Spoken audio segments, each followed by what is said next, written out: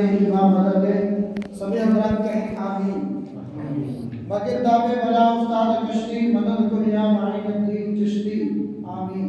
قادری نارے غوث اعظم ظلم دم شیخ احمد رضا خان خود عالم ظلم۔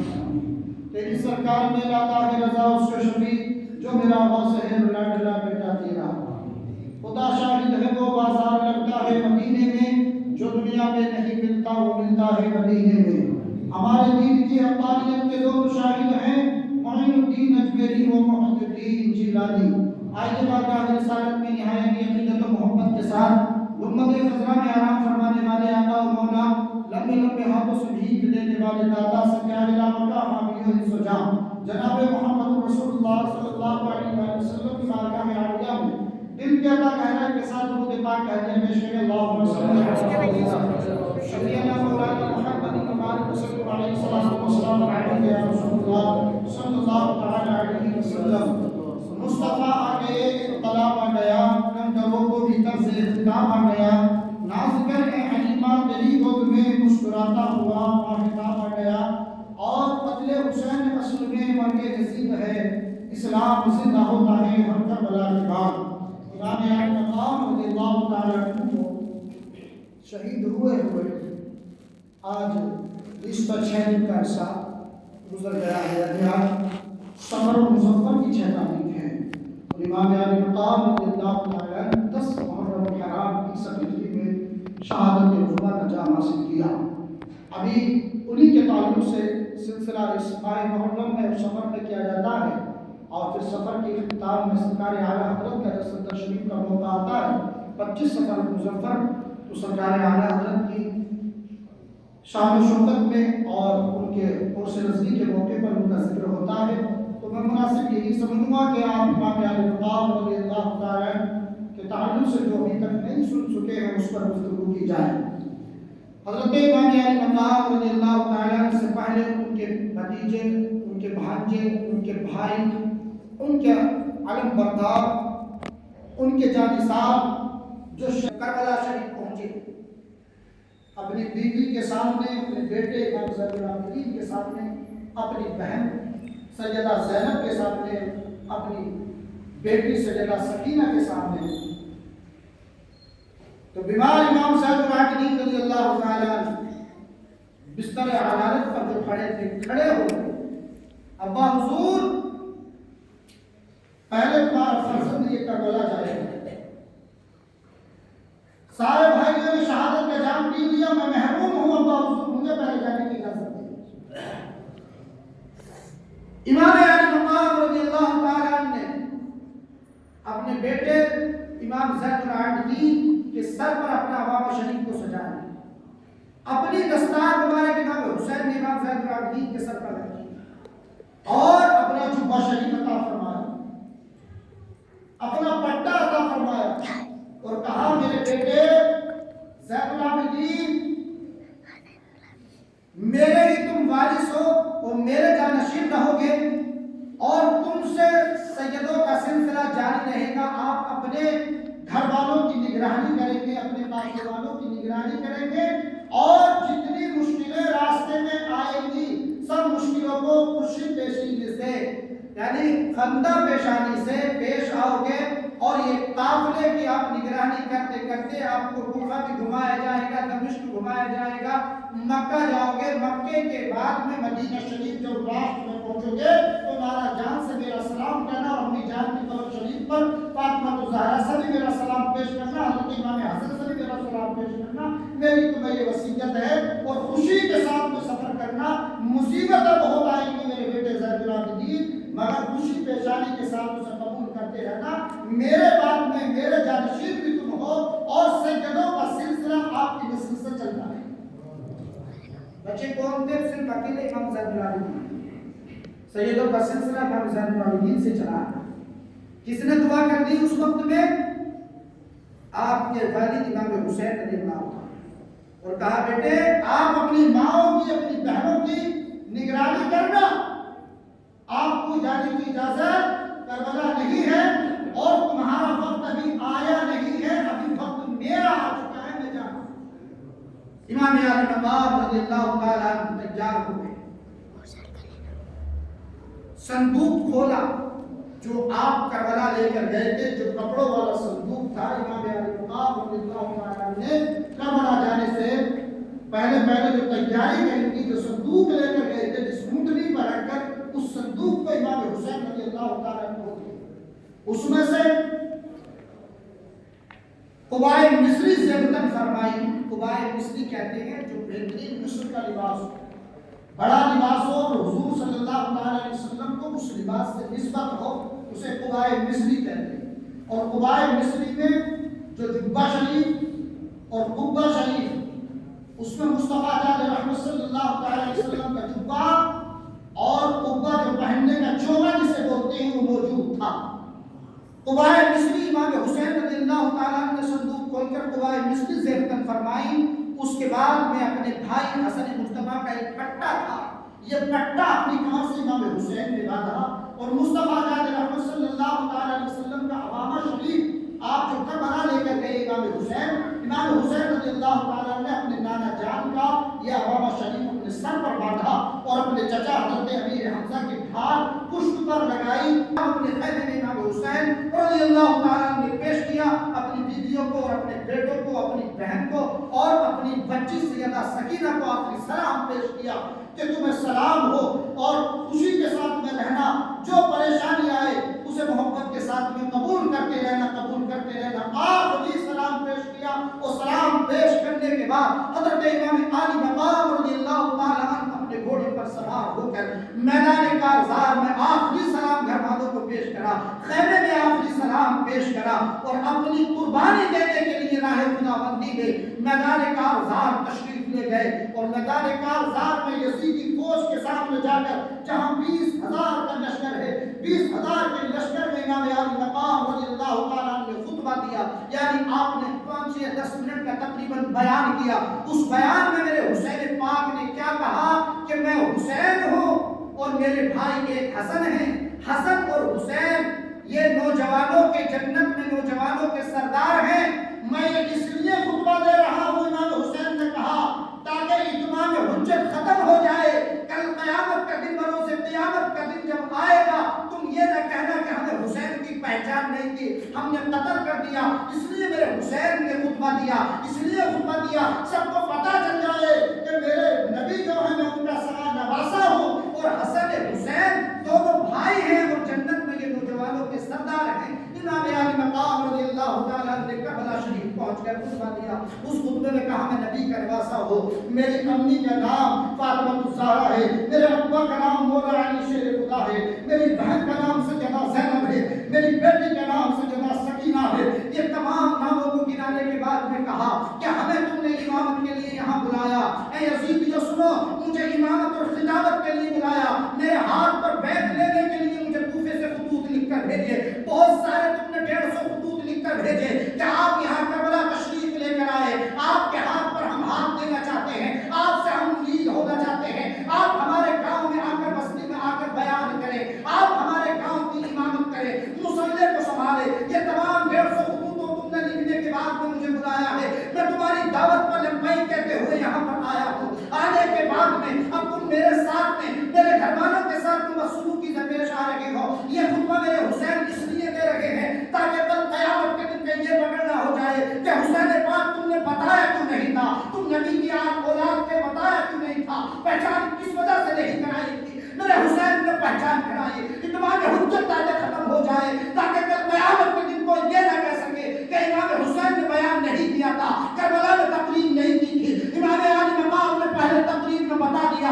میں نبی کا نواسا ہوں، میں وہ نواسا ہوں جسے نبی کریم صلی اللہ علیہ وسلم اپنے کانوں پر جھلایا کرتے تھے، کھلایا کرتے تھے، ان لبوں کو چوسا کرتے تھے، چوما کرتے تھے. میں وہ حسین ہوں جس کے لیے مصطفیٰ نے سجدے لمبے کر دیے تھے. میں وہ حسین ہوں جس کے لیے مصطفیٰ جان رحمت بیان روک کے مجھے گود میں اٹھا لیا کرتے تھے. میں وہ حسین ہوں میں نے مصطفیٰ کی زبان کو چوسا ہے. میں وہ حسین ہوں جس مصطفیٰ نے میرا عقیقہ کیا ہے. میں وہ حسین ہوں جس مصطفیٰ نے مصطفیٰ جان رحمت نے میرا خطرہ کرایا ہو، میرا نام حسین رکھا ہو. اے یزیدیو سن لو، میں نبی کا نواسا ہوں اور ہم سے زیادہ قریبی رشتہ دار مصطفیٰ کا اس دنیا میں کوئی نہیں ہے. آسمان کے نیچے، زمین کے اوپر ہمارے سے زیادہ قریبی رشتہ دار مصطفیٰ کا کوئی نہیں ہے. ارے تم اس نبی کا کلمہ پڑھنے والے ہو اور اس نبی کا میں نواسا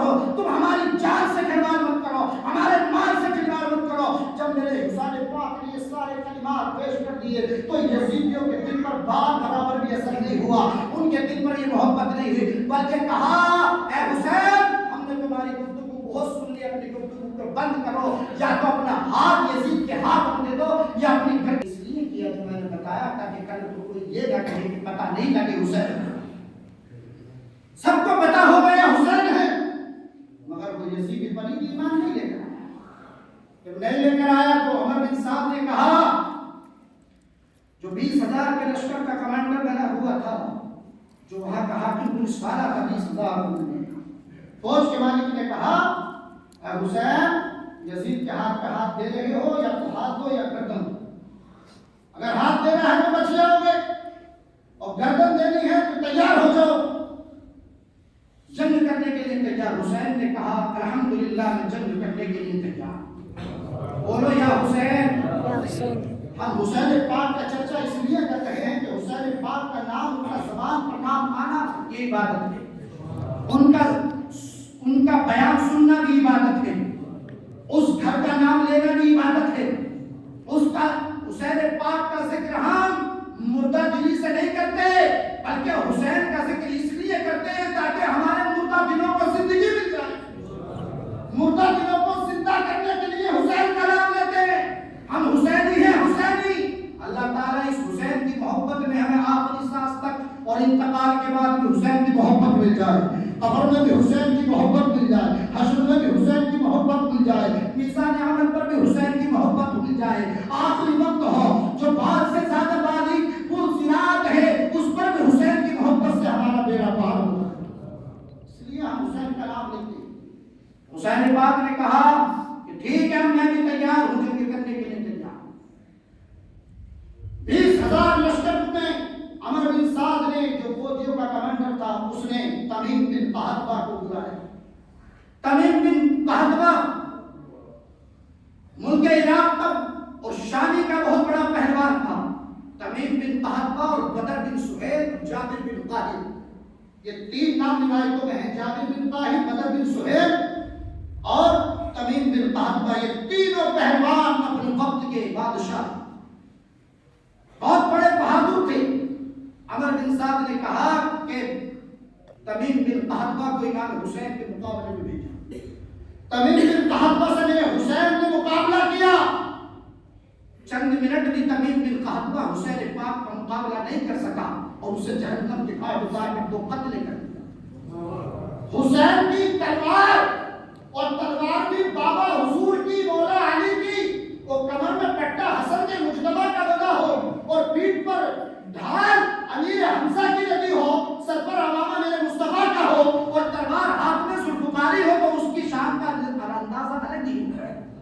تمیم بن قحطبہ منٹوں کے سیکنڈوں میں ختم کر دیا۔ اس کے بعد وہ بدر بن سہیل کو بھیجا، 20,000 کے لشکر میں سے پہلوان کو دوسرے کو بھیجا۔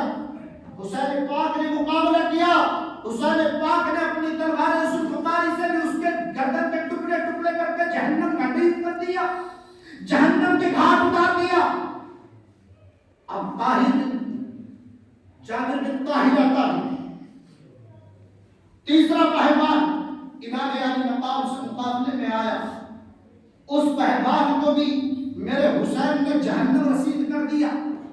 اب جابر بن طاہر، بدر بن سہیل، تمیم بن قحطبہ، تینوں بڑے بڑے پہلوان آنے کے بعد میں جب حسین پاک کا مقابلہ نہ کر سکے، جب 20,000 کے لشکر سردار نے دیکھا کہ ملک شام کے بڑے بڑے بہادروں نے امام حسین رضی اللہ تعالیٰ عنہ کے سامنے مقابلہ چند منٹ بھی نہیں کر سکے، تو 20,000 کے لشکر میں عمر بن سعد نے کہا ارے جب اتنے بہادر بڑے بڑے پہلوان، نامور پہلوان حسین کا مقابلہ نہیں کر سکے تو 20,000 کا لشکر حسین پاک پر مل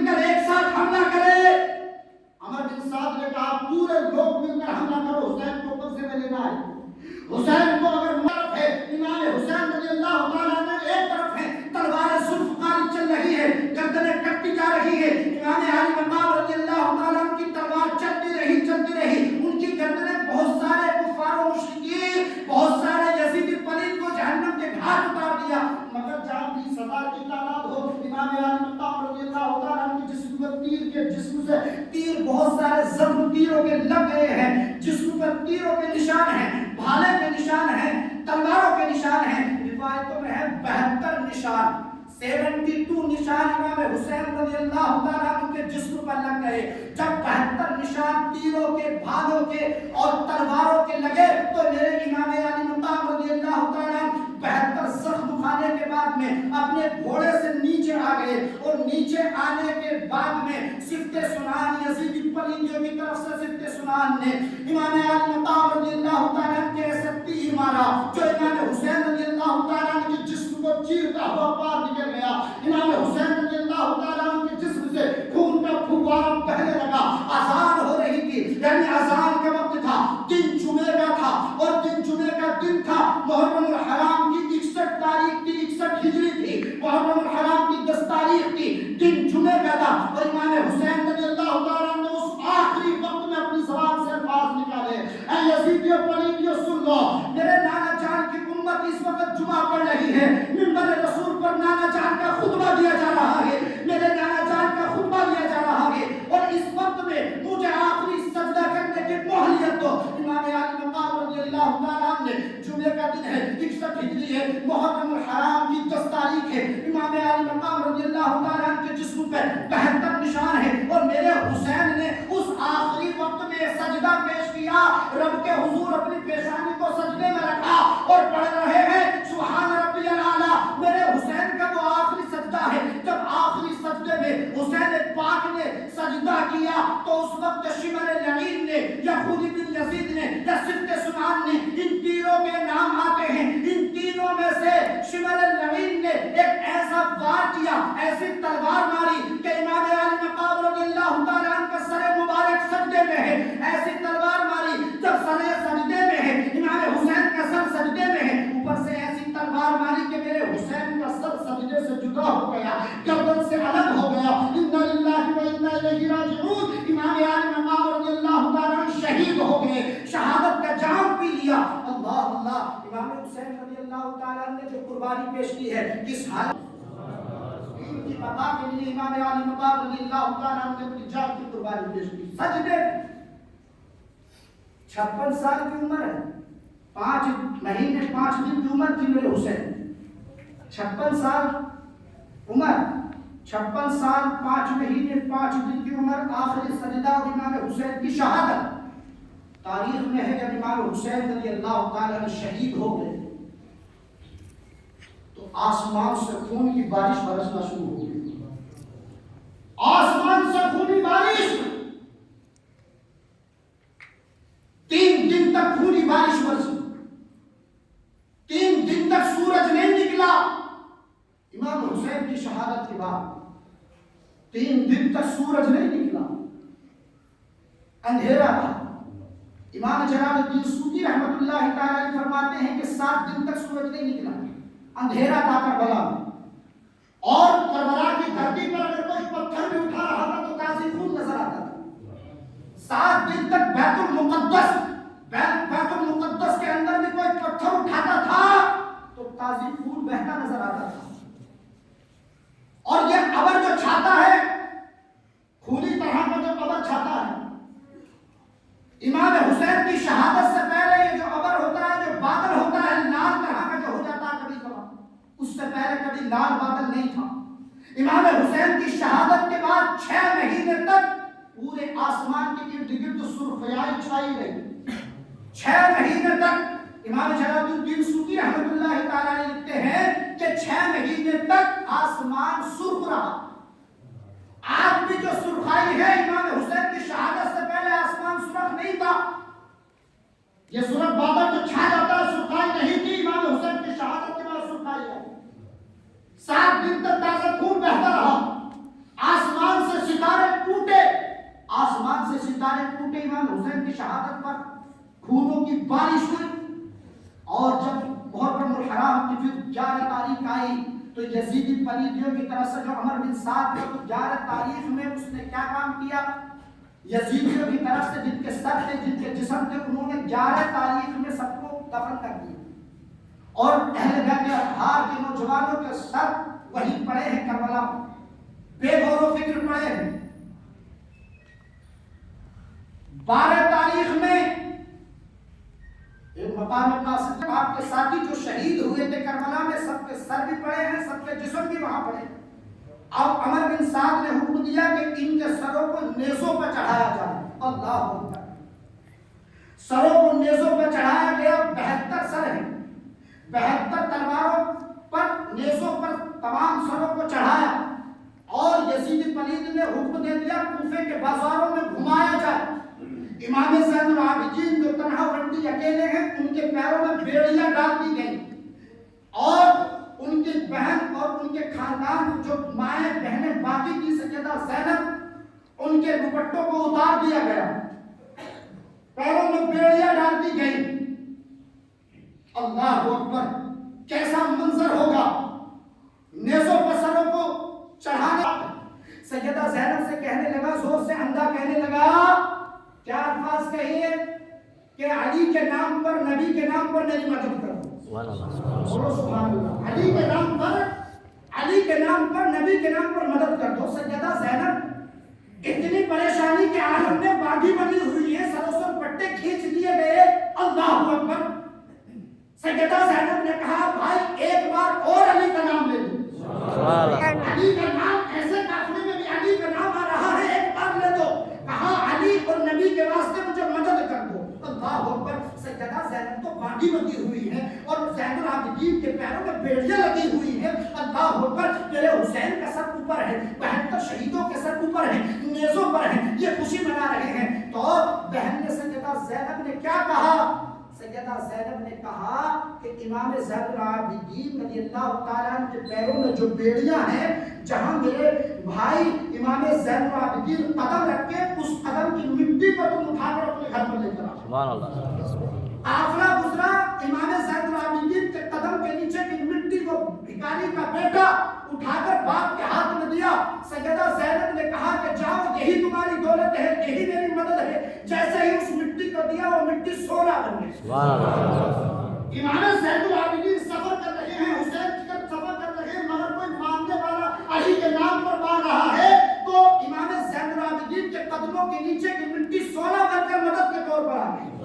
قافلہ آگے بڑھا، اس کی مدد ہو گئی، اس کا کام پورا ہوا، خوش ہے. قافلہ آگے بڑھا، ایک قافلے میں ایک عورت آ جاتی ہے، آگے قافلہ بڑھا کہ اتنی دھوم دھام سے تم لے کر جا رہے ہو، یہ 72 جو سر ہیں نیزوں پر، یہ کس کے سر ہیں؟ کس کی خوشی میں بجا رہے ہو؟ وہ عورت کہنے لگی، میری اس گھر میں 7 بیٹیاں ہیں، میرا ایک اکلوتا بیٹا ہے. آپ کے اتنے بڑے قافلے میں کوئی طبیب ہو، کوئی حکیم ڈاکٹر ہو تو میرا بیٹا بیمار ہے، ذرا اسے کوئی دوا دے دو. شمر نعیم مردود خبیث ست سنان عزری بن یزید خونی، وہ مذاق کے طور پر انہوں نے کہا کہ ہم تو ان کی خوشی بنا رہے ہیں، مگر زین العابدین کی طرف اشارہ کر دیا مذاق کے طور پر کہ اس کے جو بچے کے بیڑیاں ڈال رکھی ہیں، یہ پریشان ہے، یہی طبیب ہے. انہوں نے مذاق میں کہا.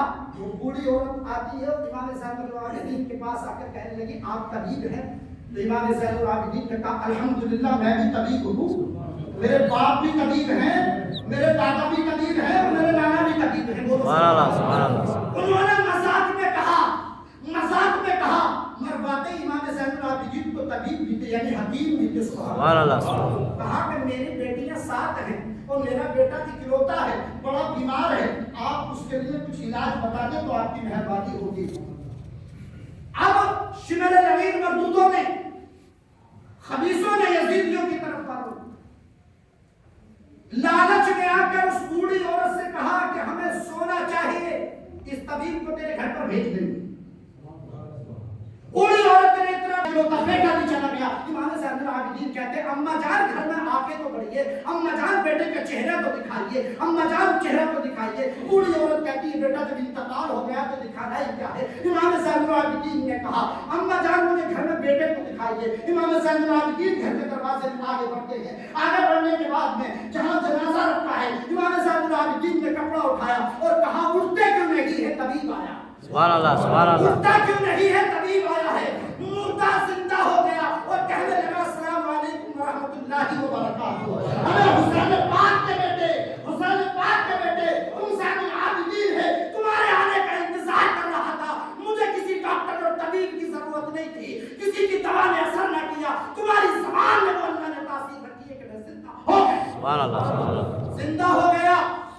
ہونے کے بعد بوڑھی عورت تڑپنے لگی اور کہنے لگی اے بیٹا یہ تو بتا، اے زین العابدین یہ تو بتا، اے طبیب ڈاکٹر یہ تو بتا، تمہارے ساتھ میں 72 سر ہے، تم انہیں زندہ کیوں نہیں کر پائے؟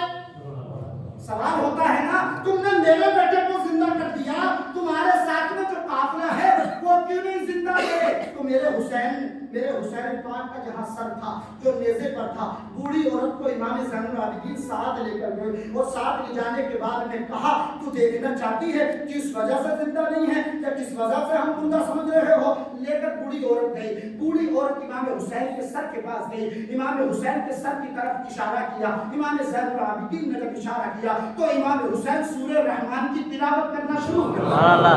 امام حسین کا سر ہے، امام حسین کا سر ہے، امام حسین کے سر سے زبان سے سورہ رحمان کی تلاوت ہونا شروع ہو گئی۔ پتہ چل گیا بوڑھی عورت کو، اور امام زین العابدین کہنے لگے کہ ہم زندہ ہیں، اور جب کوئی زندہ ہوتا ہے تو وہ مردہ نہیں ہو سکتا، اور جب کوئی مردہ ہوتا ہے وہ تلاوت قرآن پاک کر نہیں سکتا۔ تبھی تو اعلیٰ حضرت لکھتے ہیں تو زندہ ہے واللہ، تو زندہ ہے واللہ، میری چشم عالم سے چھپ جانے والے اور تیری نسل پاک میں ہے بچہ بچہ نور کا، تو ہے اہل نور، تیرا سب انشاءاللہ۔ اب حقیقت میں واقعات تو اب شروع ہوا ہے، آنے والے جمعے میں کربلا کی جو تاریخ ہے وہ انشاءاللہ سننے کو لیے ملے گی۔ اللہ سے دعا ہے رب قدیر عمل کرنے کی توفیق عطا فرمائے، آمین۔ استغفر اللہ ربی من کل ذنب واتوب الیہ۔ السلام علیکم ورحمۃ اللہ۔